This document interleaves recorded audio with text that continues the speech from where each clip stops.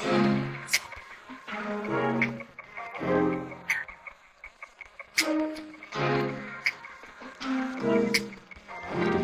you the one that's building it? Yeah, Ethan is also, but we've been building it for a while. Most of the bottom's done, but then actually there's detail in every room. So are you guys like designing it yourself? No. It's just okay. No. That would be insane. Yeah, I like always wanted one of these when I was a kid, but my parents they wouldn't buy me any. Yeah, it was like too expensive. This is mostly for me. Wow, that's awesome. All right, cool. We can get started. Okay. So, hello everyone. Welcome to another episode of the DoersCast. This is a podcast where we feature entrepreneurs, business owners, or just cool people working on cool projects. And today, I have a very special guest on the show. He is the co-founder and current CEO of Listia, which is an online marketplace where people can exchange goods and products without actually having to put in any money. So it's like completely money free. And he's also working on some other cool projects related to crypto and NFTs called XR Project and Niftyverse. And yeah, I'll link all his stuff down below in the description, so be sure to go and check that out. But yeah, without further ado, please welcome G. Yep. Very good friend, very good, long-time family friend of mine, actually. Yeah. Thanks, Andrew. Man. Yeah, appreciate that. I'm happy to be here. Just want to, talk through some of the experiences that we've had and things that we've done, and happy to. All right. See how we can talk about that. Yeah. So I guess we can start with Listia. Where did the idea come from? What's the origin story? Yeah. So Listia was. It started over kind of a conversation between me and my co-founder James. So we went to college together. We moved out to the Bay Area together, kind of in 2001, kind of to pursue that entrepreneur's dream out here. And he basically said like, hey, wouldn't it be great if there's an easy way for you to take something you don't need and just kind of give it away to someone for free? And we talked through it, and obviously Craigslist had been around for a long time. eBay had been around for a long time. And he told me this experience. He had this old pair of snowboard boots that he didn't need anymore. He posted an ad on Craigslist for free. And he got 10, 15 different emails and phone calls about it, saying, I want it. He chose someone. He said, can you meet me after work? He left work early, got home, and the guy never showed up. So he's like, there needs to be not really app at that time, but it needs to be a website or something where you can kind of coordinate this and maybe give it to the person who wants it most. So the idea came about for Listia is you give away stuff, you earn points. You can then use those points to get other people's stuff. So obviously kind of like a barter trading type of a marketplace, but it started with the concept of kind of karma. Like the more you give, the more you can get. So that's, that's how it came about. And this is over lunch. So it's pretty interesting. Yeah. Okay. So was there like you said, he was like kind of pissed off that like the guy didn't show up. Yeah. So like, was there something that like y'all were trying to like have in place? Yeah. So that's a good question. So we built the early version of this. We built sort of this meetup system. So you would say, okay, I'll meet you at Starbucks at 3. And then we had this location tracking thing where like, okay, let's pick a place close to both of us. We try to make it so you didn't have to meet at home. Back then it was more common than it is now, but now these days, everyone meets at like a third party location, right? So public area. Yeah. So we try to build sort of this scheduler location thing. Yeah. So how did you guys like what was the first thing that you guys did to like what was step one for starting it? Yeah. So one backstory is that James and I have been building stuff together for a long time before that, and like software, like websites. We built like a car part search engine. All these like little projects kind of built up our experience working together. And for those, like it was always like, hey, we have an idea. Okay, let's start like building it, right? So website, pretty easy to get up and running. Whatever, back then we were using PHP and Apache and everything. Like we would literally spin up a server and start writing code, and then, you would see what the website looks like, and like, oh, we need parts information for these car parts, and find a source for that. So typically we brainstorm, hash it out only over like a couple days, because then we have the itch to like build it. So same with Listia, like we did our brainstorms, over that week, and kind of wrote down our notes. And this was like after college? This is after college. Okay, after. This was actually 2009, so it was already 7-8 years after school. And like the car part stuff, the stuff I talked about, was happening in those first 7 years after college. So was it like you're trying to like trade car parts? It was so we're into modding our cars. Oh, okay. And imagine 01, like 02, like it's hard to find the parts. Even before that, it was like catalogs, right? So 2001, it's like, can you have one search engine where you can find a specific part for a specific car? I see. And then we aggregated like 10 different like shops, and then so if you needed a part, you can search for it. Yeah, so that was that. So like up until the point where you, like until 2009, like you already had like a very like niche interest in just like trading things in general. And I think that's a good point. Like James and I in college, we were buying and selling stuff on eBay. Early .com, I could buy webcams on buy.com and flip them on eBay for like $30 profit each. Okay. So we would do that in college. Like we're always hustling and looking for business ideas. And I guess somehow we got interested in marketplaces. That's a good point. Yeah. Cool. Okay. So you started just like with the website for Listia, and then like when you first started, what was like the vision that you had? Like, was it like different, I guess, from like what it was? It evolved quite a bit. So the vision initially was kind of an easy way to give away things you don't need.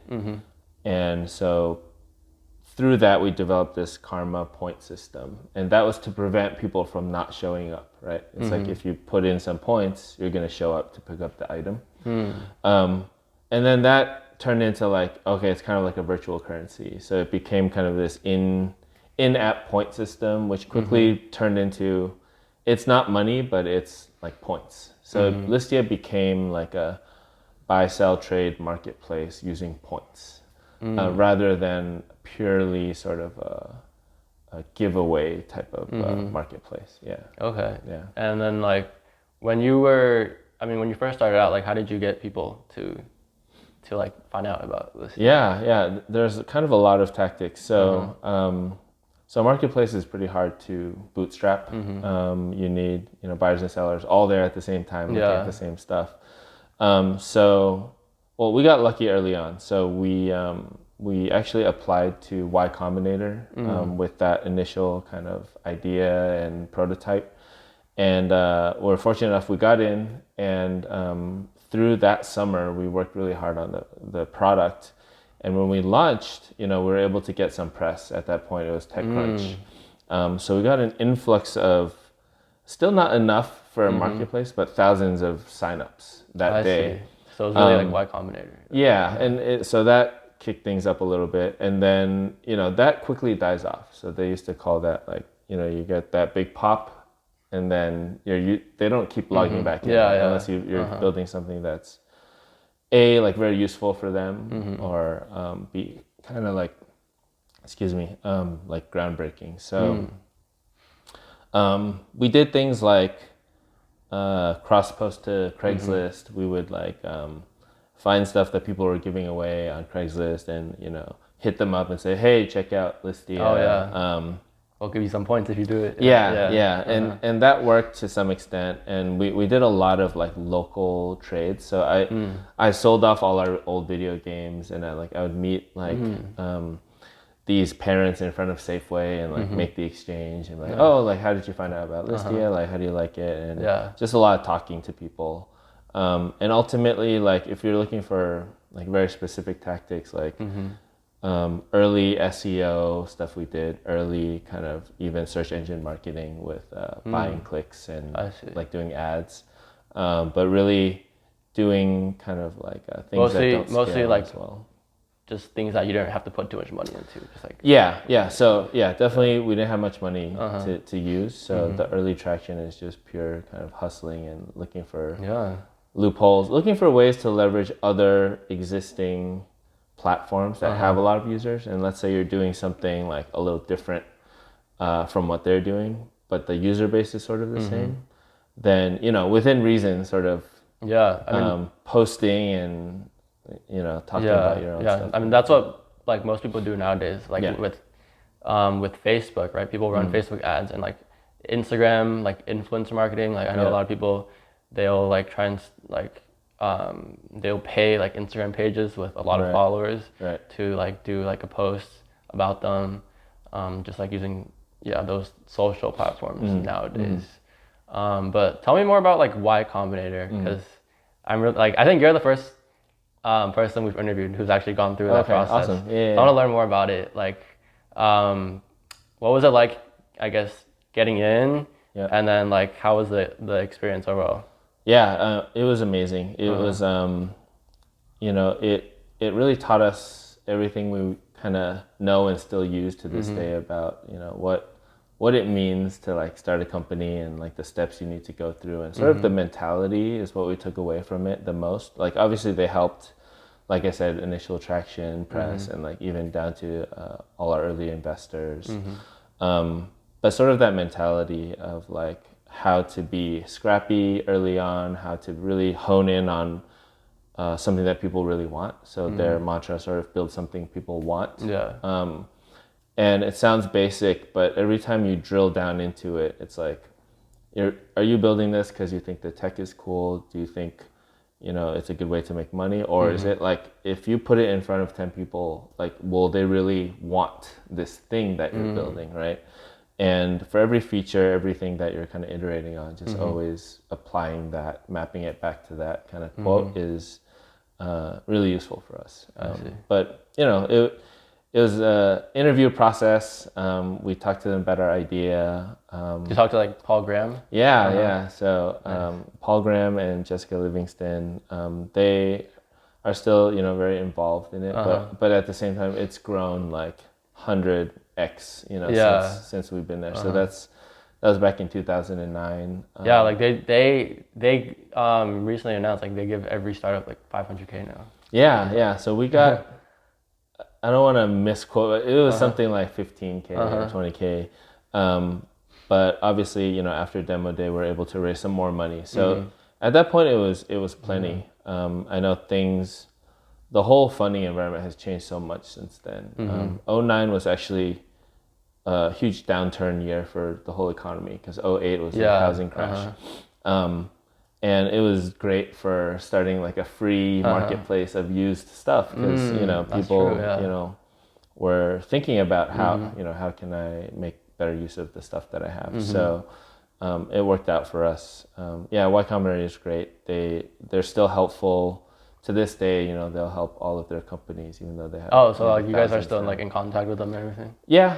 I think it's a matter of when you need help, you reach out. And kind of they're always there.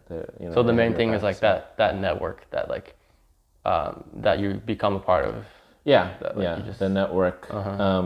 And as a much younger person that I was back then, like, and we just talked about this earlier. Like sometimes you have a set of structure, and then you're just kind of getting pushed along. Whether it's school or early life with your parents or whatever, and that helps, right? Because you don't necessarily know what to do next because you've never done it. But now there's this whole, system that you're going through, and then they're just telling, oh, next step would be this or that. Commonly people do this or that, and you're like, okay, that's what I'll do. And then it gives you that action, right? Cool. And a lot of that you can learn online now too. But even back then, two guys trying to build something. We didn't really know what we're supposed to do except building it.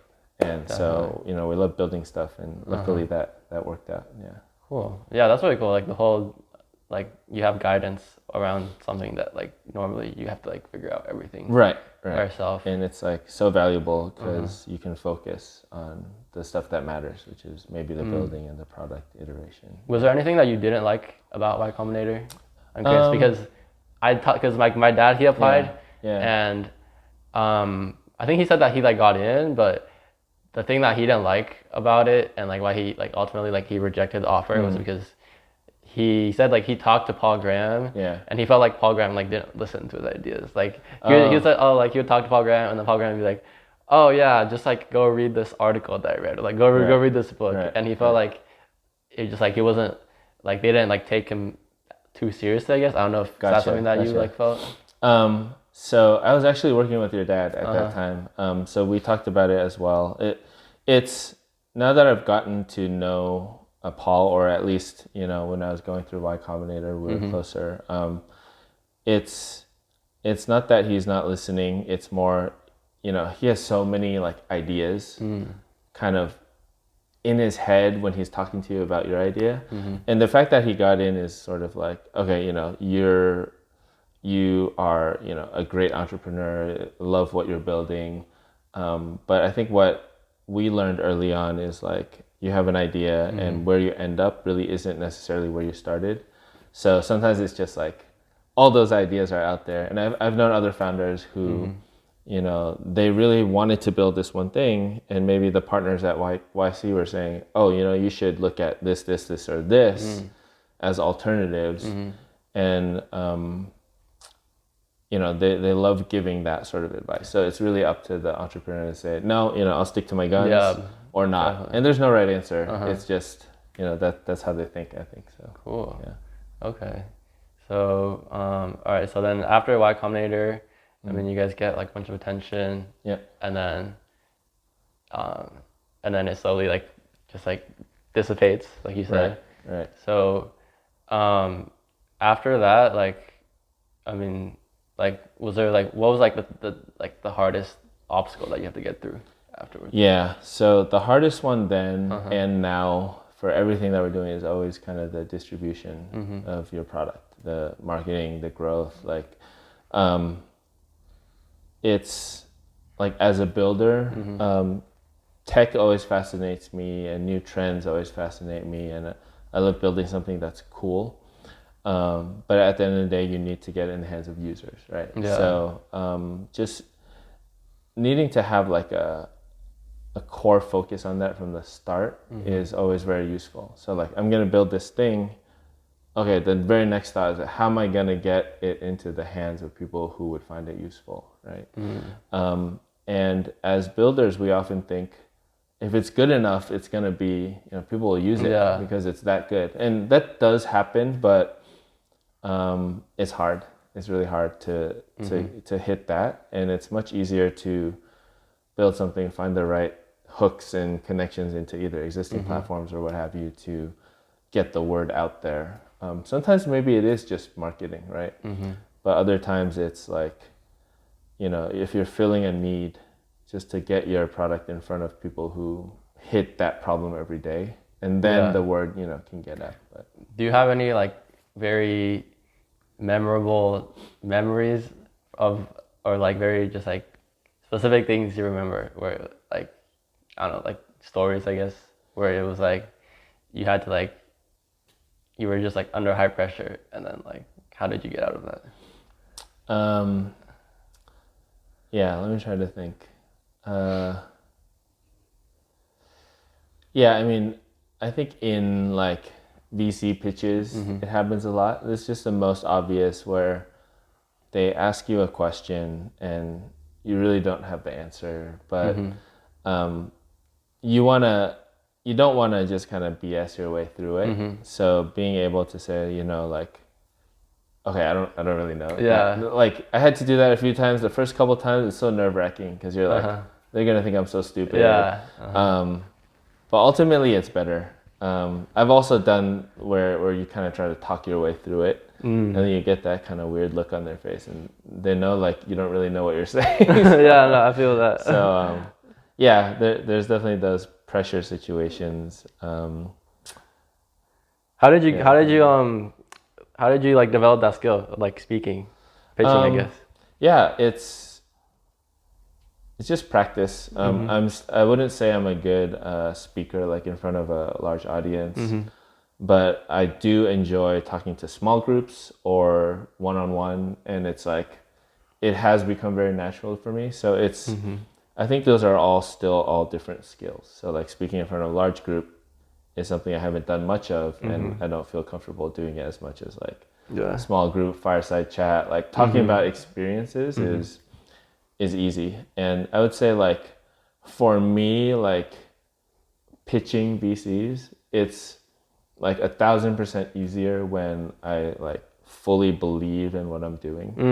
So when I create a pitch or when I'm like building a product, like if I feel uneasy about it, then I refine it until I feel really good about it, and then it's easier to talk about. You gotta figure out like what the confusing part is, like what the uncertain part is. Right. You want to have like a convincing answer for everything, and some of them it's just an answer.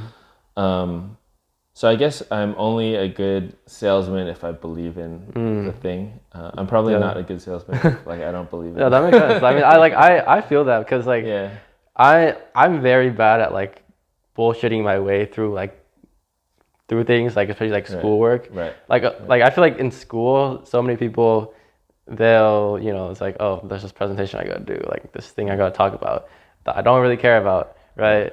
And like I feel like people have just gotten so used to just like, oh yeah, I'm just gonna, like just say whatever and like kind of like BS my way through it.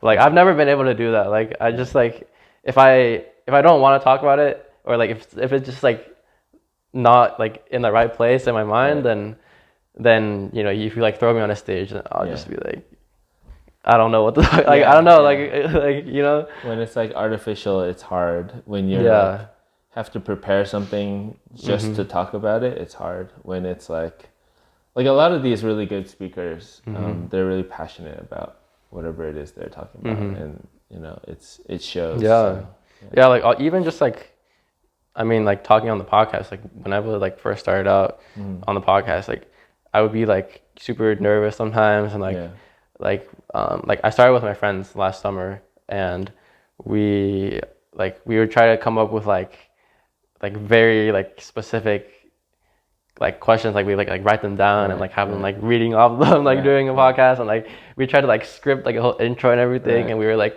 practicing it before, and it's like, oh man, I didn't like get this word, and it was just like no, just gotta like just practice. Just gotta really in some ways you gotta be yourself and know what you're talking about. And like I've done the memorized in front of an audience before, and it's like, oh really, like pitching? Yeah, and so I don't do that anymore, but it's when you miss a word that your like subconscious mind realizes, it messes up your whole. Completely. So I don't like that. I don't like doing it that way. Obviously you need to be prepared, but it's, I don't know, some people go about it differently. What was like the biggest crowd that you pitched in front of?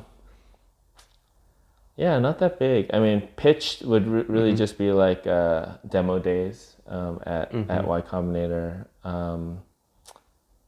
Those are the ones where big enough that you're not looking at each person. There's just like random people out there. You gotta like, while you're speaking, you gotta like do the eye contact thing, like scanning people. And that part's okay, and like that pitch was more of a scripted pitch because we had time constraints and everything. But anytime I've pitched, at a VC office or something, those are not really scripted. You're just kind of talking through your deck, hoping that a lot of answers are hitting, because then there's some interest, and then it really becomes something like this. It's just Q&A, like answering questions and trying to convince them to see the world in sort of the way you do. Was there I assume you guys got most of your your funding just through like, you know, just pitching and then like you get money from someone. Yeah. Was there any stories of like, I don't know, like you know those stories of like it's like, oh, I was in a cab with someone for like 30 seconds and then I like pitched it to them and then they gave me a ton of money. Let's see. Not really. I did, you know, there's angel investors out there where you hit it off and maybe over a coffee or a lunch. And those are, you know, pretty pleasant experiences where it's not so much that you convince them on the spot. Yeah. Because maybe there was a lead investor already and maybe there's people in the round. And so there's like some kind of social proof there already. But then a lot of times as an investor, you're just looking, okay, does this person, Have is this that the type of energy. person I want to work with? Have energy? Like, do they have like coherent answers, you know, and sort of that. So once you get past a certain point, then it's more about that. And that's when you did most of the hard work already. But getting the first yes is always tough. Like we got tons and tons of no's.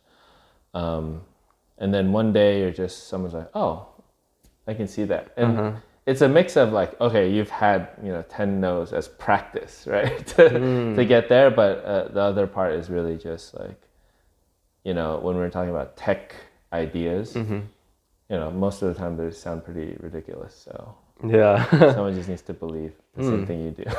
How do you like keep your morale up when you like face all those rejections? It's tough. It's tough. It's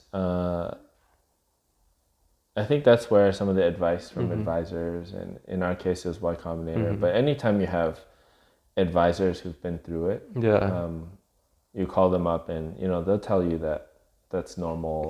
You just need to hear it. Because when you're in your own world, it's hard because you don't. Nobody likes what I want to do. Just like talking about it for sure. Yeah, and I guess one more specific way to get past that is like these days you can build something pretty quickly. So the advice is like go build something, right? But then you can get a little traction by yourself. And that speaks louder than anything you can say to an investor, right? So let's say you're trying to build something and trying to raise money. If you can show like, hey, I convinced 10 people to use it and they use it every day. And this is the story. And I need help getting to the next 100,000 people.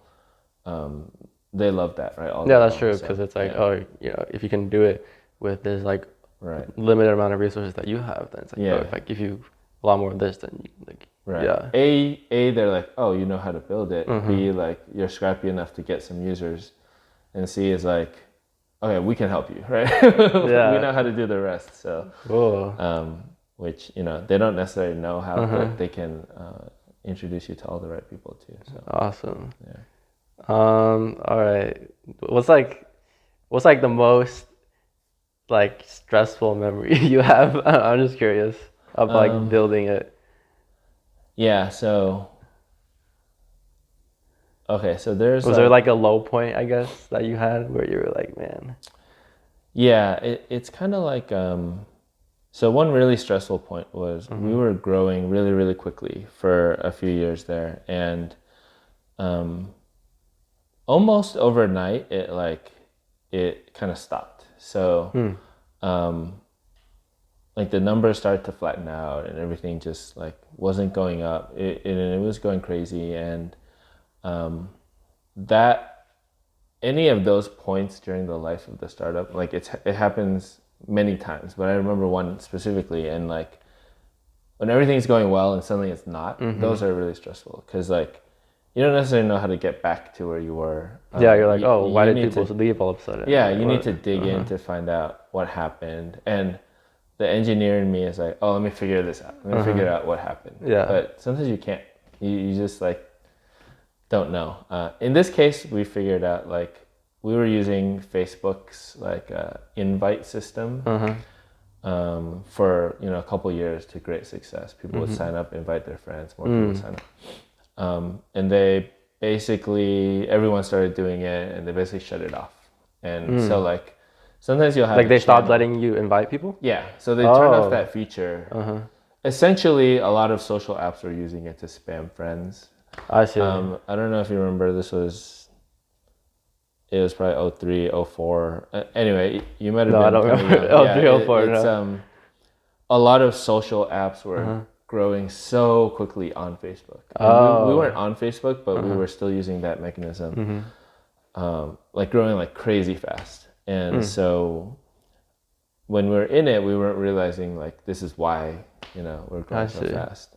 Everyone's doing it. Everyone's getting tons of funding because of it. And then like, oh no, shut it off. And that's when they made all the changes to their feed and everything, so that you had to pay to get views at that point. Yeah. Right? So like we had a Facebook fan page with 1 million followers. Wow. But after some of those changes, you would post something and like 100 people would see it and say like, why can't my 1 million followers see it? I see. They changed the algorithm. Everything changed. And that's when you learn you can't rely on other people's channels to grow. Like use it while you can, of course, but don't rely on it. So if your business is based on users from another channel, like use it as much as you can, take advantage of it, but make sure you don't have to shut down if they shut down that flow. Yeah, that makes sense. Yeah, like a lot of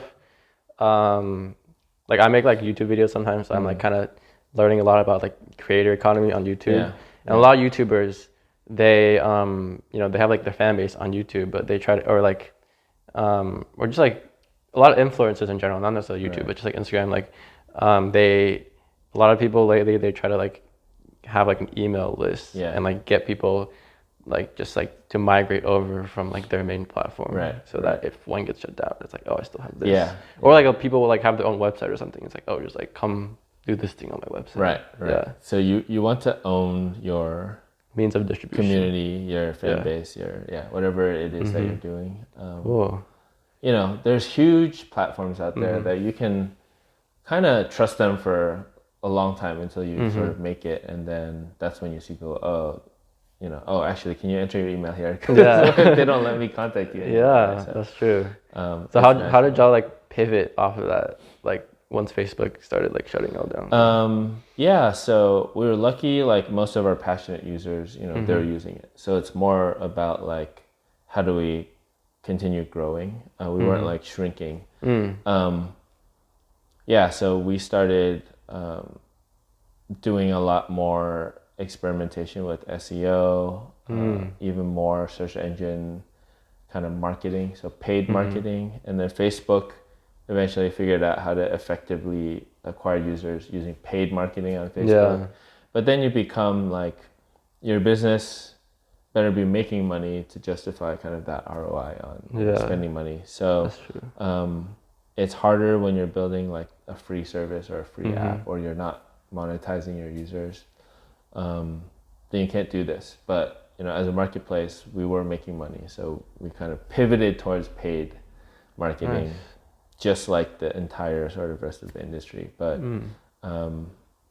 ultimately, we didn't really like that, so it's hard to make that change. But that's how we had to respond. And you do need to make sure, I think, your app stays sticky and engaging and doesn't leak users. Yeah. Cool. All right. I guess we can like talk about some of your other projects with XY. So how did you, I guess we can just start off like, how did you first learn about Bitcoin and like NFTs and like what got you interested? Yeah. So Bitcoin, we learned way back, early days of Listia. So it was probably a year after we started, 2010,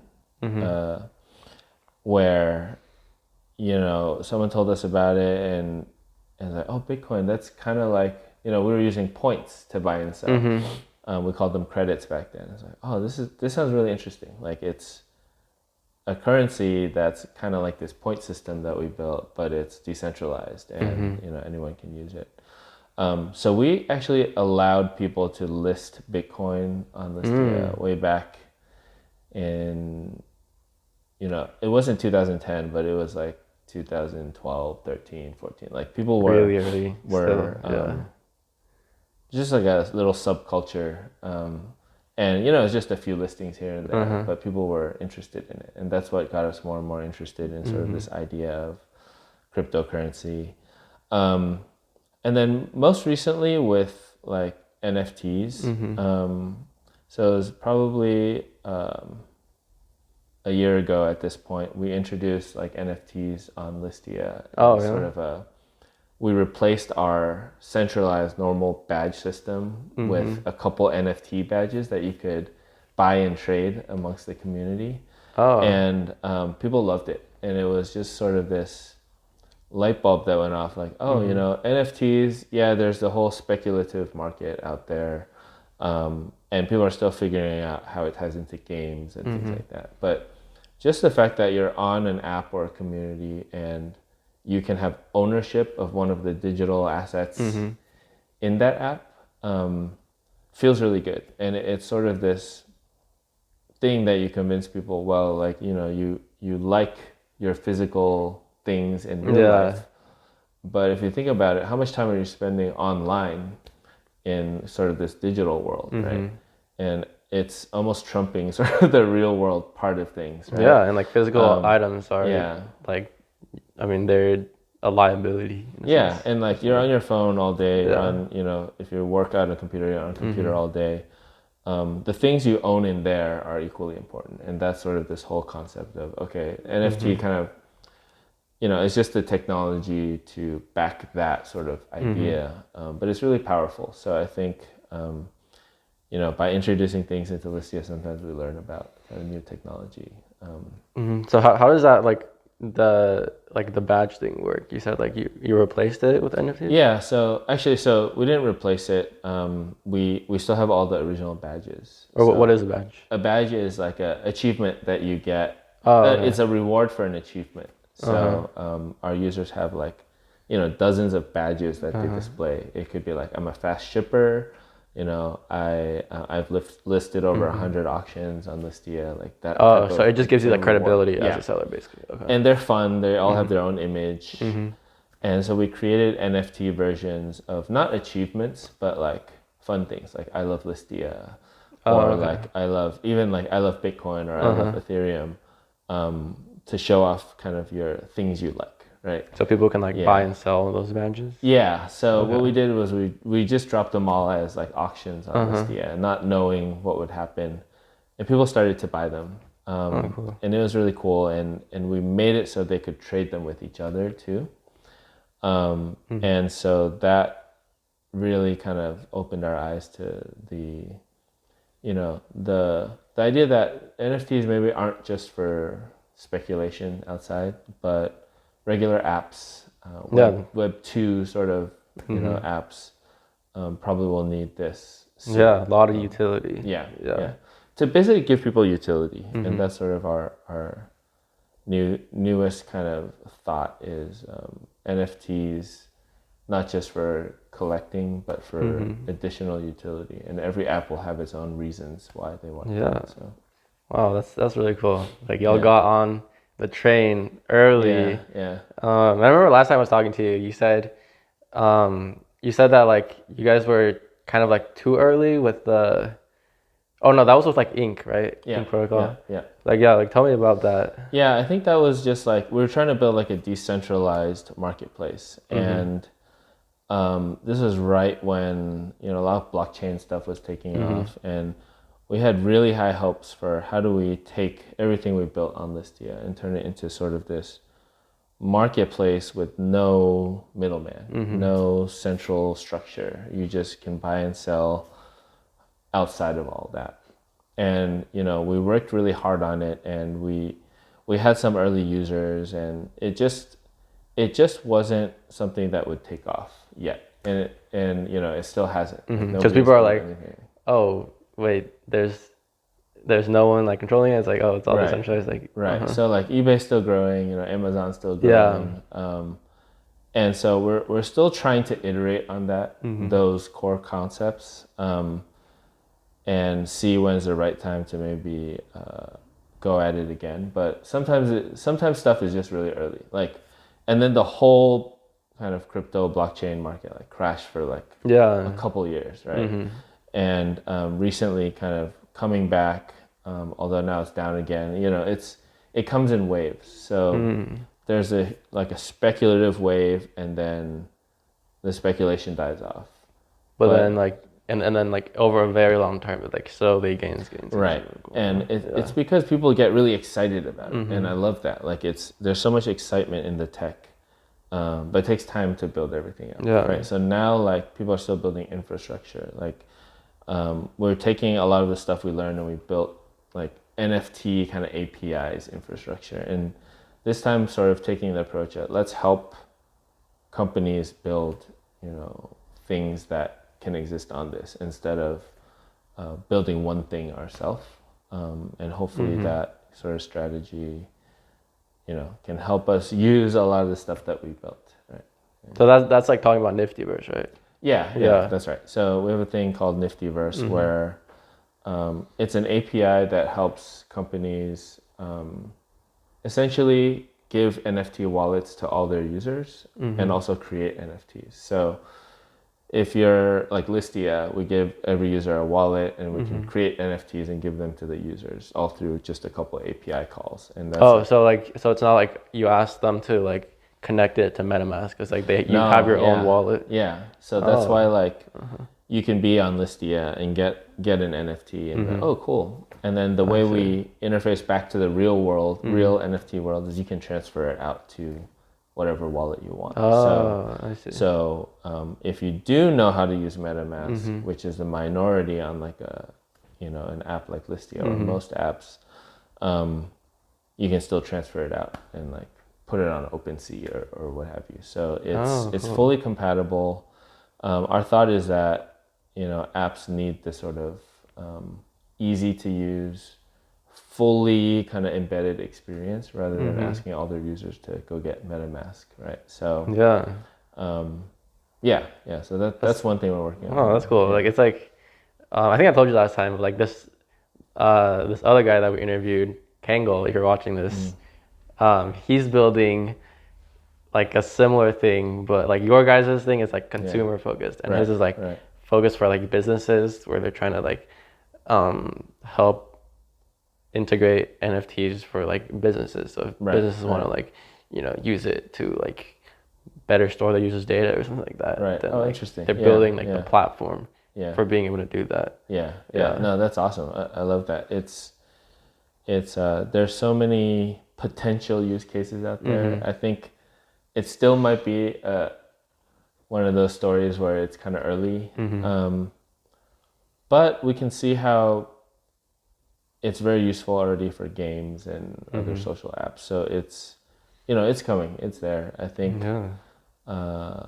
people need a way to own digital goods outside of any single platform, and that's essentially what it is. Just people applying it to all different things, right? Right now it's a hype around collectibles and stuff. But do you own any NFTs yourself? I mean, I own a few. I mean, I was really into, so these are maybe not the really kind of elite ones, but I own a lot of like Top Shots. I own this thing called NFT Worlds, which is pretty cool. We got into it because of some synergy with like XY Project, which is the project that we're working on. And I actually have crypto kitties from a few years ago. So that was like when OpenSea first launched, I got these things called Gods Unchained cards, and then I had crypto kitties, and I was already kind of fascinated by NFTs. But as you might know, it took them a few years for anyone to get. And they were building the whole time. I mean, that's hard, right? You're building in this industry that nobody seemingly cares about, and then felt like overnight everyone cared about it. Yeah. So it's and then like kind of died down again. Yeah. Cool. Let's see. So like, what advice would you give to people who are just like, I don't know, just starting out, like interested in like crypto and NFTs, like you know, like a lot of people are like, oh, seems like I can make a lot of money off of this. Like, Yeah. I'm gonna try and like see what I can do. Yeah. Like, what would you tell those people? Well, I guess two almost conflicting things. Uh-huh. So, like be very careful. Like, if you want to speculate on stuff and it's just money that you can afford to play with, then fine.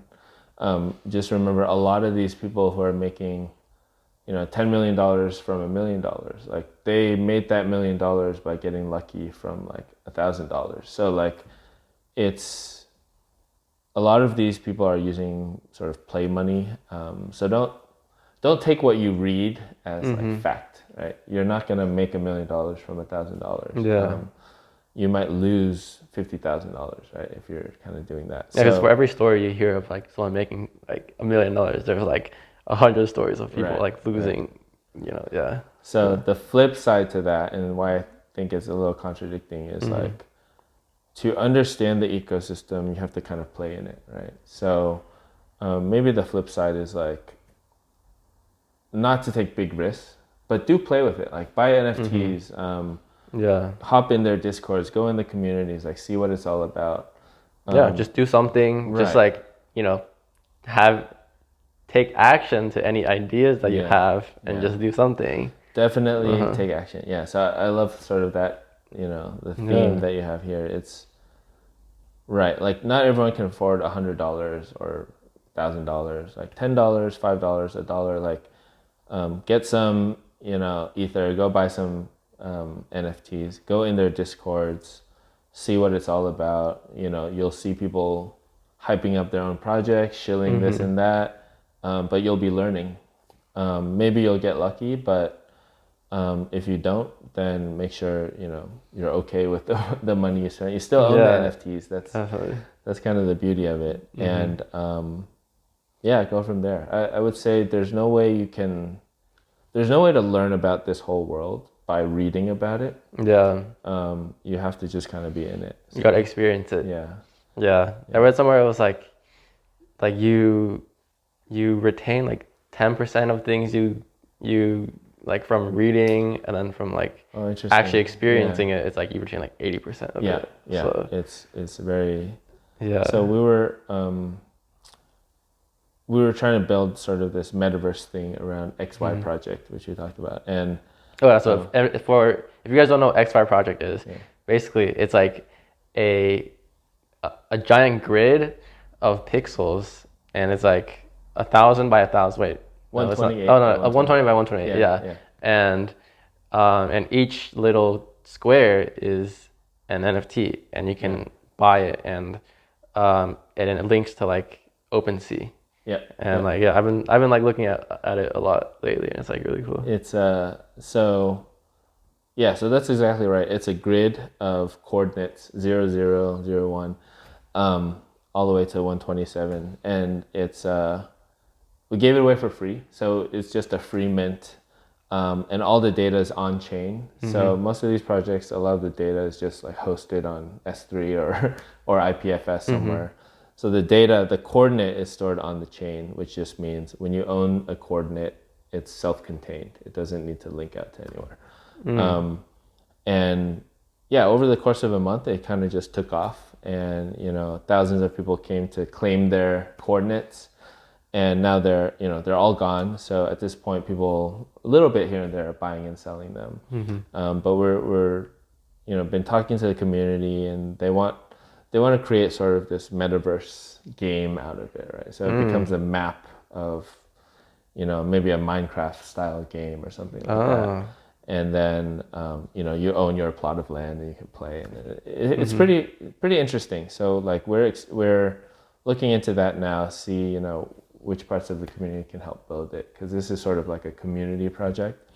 But so to your earlier point, like I spent the last like couple weeks playing like Sandbox, Decentraland, Crypto Voxels. Like I know what they are because I've read about them, but I hadn't really played them, right? So by just entering each of these metaverse worlds, like Sandbox for like an hour, you learn so much, and it's just like way beyond anything I read, right? Like the things I read, it's happening in there, but Yeah. like you gotta experience it. So Definitely. so if like you want to build a metaverse game, go play some Have you played metaverse games. Yeah. Axie Infinity? Have you heard of it? Yeah, so I played it in that I downloaded it and ran it, Oh, okay. and then you have to own like a few axes to play it. Yeah, so like, you have to put a little money in first. So and then actually I don't know how much they cost now. I'm guessing at least as much as when I tried, which was a few months back. It's not a cheap investment, so that one is a little hard to get started. But they're trying to address that. Like you can sort of rent or borrow these axes and play, and so they're building a sub ecosystem where you can play it without owning it, but then the owner of it gets some benefit, right? Oh yeah, that's the royalty. Yeah, exactly. So I didn't get that far, but that is an example of like even in Sandbox and Decentraland, these pieces of land, if you want to build on it, they already cost like $10,000 US dollars. So it does get hard in some cases. So but play with what you can. Most of these you don't have to own it to play. In some cases you do. Are you the one that runs the XY project Discord? Yeah. So, well, a couple of us just help out with it. So it's not like one person, but yeah, like I'm in the Discord, so I've been like seeing some of like the messages. Oh, that you guys put out. cool. Yeah. A lot of that is between James and I, just like answering and thinking about, this guy has a really good idea. Let's talk about it. So we'll often take stuff they're posting about and just talk about it amongst ourselves, and like that would be really cool to build. It's hard for that to be like a full-time thing because it's not funded, there's no resources there, but we love it, so it's something we want to just keep working on, and hopefully something cool happens with it. Like I didn't realize until like maybe like a year ago how everyone was like migrating to Discord, and like because at first I thought it was like, oh, it's just like people would just use it to like communicate in video games, but now it's like oh, people are using it to like build a whole community like for their brand or for their project. So like when did you like start using that as a community building, I guess, and like also like marketing, I guess? So yeah, I was pretty late in terms of that too. So I've used it because my kids use it for gaming, right? And then I noticed they were creating channels that for gaming, but also not for gaming, right? And then so like a lot of schools use it. So you can see it growing from kids. And then so the tool of choice for the early blockchain days was Telegram. And then when those projects started migrating to Discord, this was pretty early too, a couple of years ago, is when I first realized like people like Discord because it's at that point it's just like a better product, more fun. You can do channels.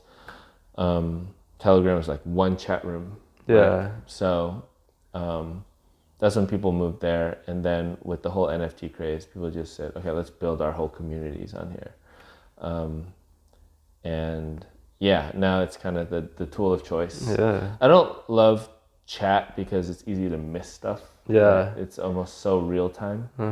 Whereas like a Reddit or something, a little easier to parse. But it's definitely the tool of choice. So I still don't use like Discord that much. Like even though like I mean, a lot of my like actually every single org I'm in at college, like they have a Discord channel, and like a lot of like my classes they have a Discord channel, and it's like it's so tiring. So just for me to just like look through, like I'll have to check all the channels, go like read through everything. It is tiring because there's so many notifications.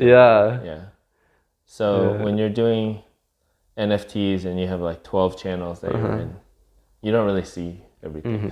It's impossible. Does it take a lot of time for you think to be active like as a leader in your Discord? I mean it can take up your whole day. XY project has cooled off since the mint, so I try to make sure I address everyone, but it's not like crazy active, so it's easier. most big communities, they have people who are in there overlapping, 24 hours, where they're mods or admins where they can help the community. And with decentralized stuff, it's cool. You're really just fostering discussion amongst themselves. Yeah. Obviously, you have to chime in with announcements and things, but everyone has a stake in it. So a lot of the interaction is just between community members. So just there to make sure nothing bad happens. Yeah. Cool. I guess. So like, what is like the current state of Listia now, and like what are your plans for it, like moving forward? Like, where do you see it like in the future too? Yeah. So Listia, it's been over 10 years. It's stable, kind of a small to medium audience who are, happy trading on there. We try to add new stuff here and there to see if there's some like spark that can kick it off again. We've gone through many iterations of like the credit system. Now it's called points. Different features, the NFT stuff. We like to introduce new ideas on there to see, what takes off. Is the points right now? Is it all like the ink like coins? No, it's actually just like a centralized point system. Okay. But we allow people to kind of bring in cryptocurrency to buy stuff as well. So we're still trying to figure out like what's the best way to help people like buy and sell in a marketplace with cryptocurrency that has fluctuating value. I think that's like, it's hard because the seller wants a set price. Yeah. The buyer wants, to know they're paying that price. But when you have any cryptocurrency that's kind of fluctuating, it's hard to achieve both expectations. So yeah, it's like, today we agreed on like this price, and tomorrow it's like double. Yeah, and it's almost like by the minute, right? So by the second. Yeah. So solving that problem is really important. So we're still experimenting. We're still trying to figure that out. And I think part of what we're doing is also the NFT side. So like using Listia as like kind of the community, like what do we think NFTs could be in the future? So whether it's like a badge type collectible, or something to facilitate their trading, or even saying, okay, do people want to buy and sell NFTs on Listia? Those are the types of angles that we're thinking about. But yeah, Listia has been at it for quite a while, and it's your baby. It's like 13 years old. Yeah, we would love for some spark to help it achieve that high growth again. But like I said, like things keep changing. If you're watching this and I don't know, maybe you want to get involved, hit us up. I could like connect. Yeah, definitely. Okay, cool. Where do you like, what do you see yourself doing in like 5 years? I think I love building stuff, so hopefully we're still working on Listia, and hopefully something that we're doing around Listia and the NFTs and XY and Niftyverse kind of starts to take off.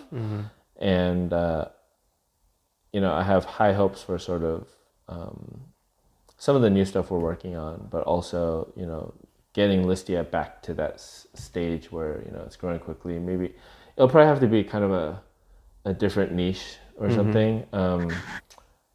But I would love all our community, everything to still be involved. So just trying to grow things, again, back to something. Just really going out there, trying things. Yeah. And taking action. Yeah, definitely. Cool. All right, I think this is a good point to like wrap things up. Thank you so much, G, for coming on our podcast. Be sure to check out everything we listed down below. But yeah, with that, we'll see you guys on the next one. Peace. Thanks, guys.